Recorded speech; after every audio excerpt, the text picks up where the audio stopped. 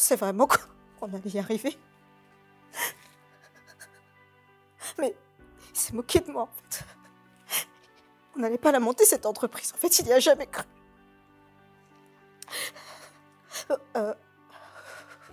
C'est Karine pour la pensée du jour et on va parler de discernement aujourd'hui.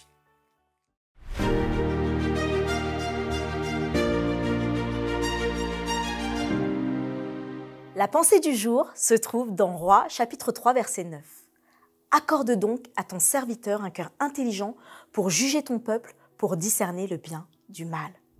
T'est-il déjà arrivé de te tromper sur une personne ou sur une situation? Mais vraiment, tu n'aurais jamais imaginé cela. Parfois, cela déconcerte pour certains et cela peut même ébranler, voire tomber en dépression.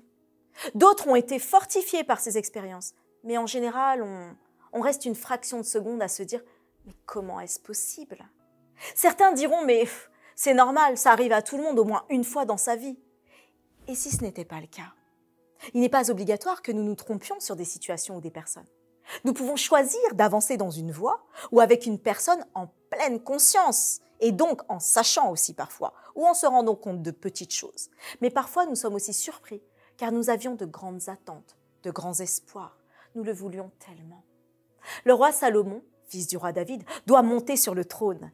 Mais comment être à la tête d'un tel peuple? Faire les bons choix, choisir les bonnes personnes? Où et quand? Face aux pressions politiques, spirituelles, humaines, économiques qui sont si importantes. Comment faire les bons choix quand il arrive après son père, cet homme aimé de Dieu, qui a certes fait des erreurs, mais qui a été pardonné par Dieu. Et surtout, c'est le roi David, la référence suprême. Comment, jeune comme il est, peut-il être le dirigeant? Et s'il se trompait dans ses choix, dans ses décisions? Il va faire la prière la plus sage qui soit.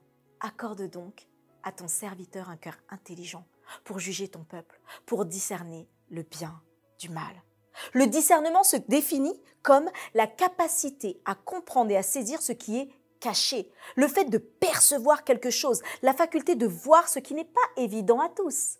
Cette définition, elle met également l'accent sur la fiabilité de ce qui est discerné. Et oui, ce discernement spirituel, c'est la capacité à distinguer la vérité de l'erreur. C'est une vraie sagesse. Cette intelligence spirituelle, elle nous rend capable de comprendre la volonté de Dieu. Alors parfois, certains interprètent à tort le discernement spirituel comme la capacité que Dieu donne à discerner la présence des puissances spirituelles bonnes ou mauvaises. Par exemple, repérer des démons dans une pièce. Oui, ce don, il existe, mais ce n'est pas là le sens biblique du discernement. Le discernement spirituel est lié à la sagesse, une grâce qui vient de Dieu, nous permettant de distinguer le bien du mal, la vérité de l'erreur, comprendre ce qui est caché et qu'en temps normal, on ne verrait pas. Pour nous chrétiens, il s'agit tout d'abord d'examiner nos propres choix, nos propres pensées, nos désirs, nos actes, afin de voir s'ils sont conformes à la recherche du bien et de la volonté de Dieu. Ensuite, de regarder le monde autour de nous, non pour forcément le juger, on n'est pas là pour juger, mais on est là pour voir comment Dieu veut nous aider à agir dans ce monde. Et ce discernement, il nous prépare et nous parle dans chaque situation. Oui, chaque situation. Mais il ne tient qu'à nous de savoir si nous choisissons de vouloir dire à Dieu cette prière pour discerner le bien du mal, la vérité de l'erreur. Aujourd'hui, fais toi aussi cette prière. Accorde donc à ton serviteur un cœur intelligent pour juger ton peuple, pour discerner le bien du mal et vois comment Dieu va révéler ses plans en toi et dans ton entourage.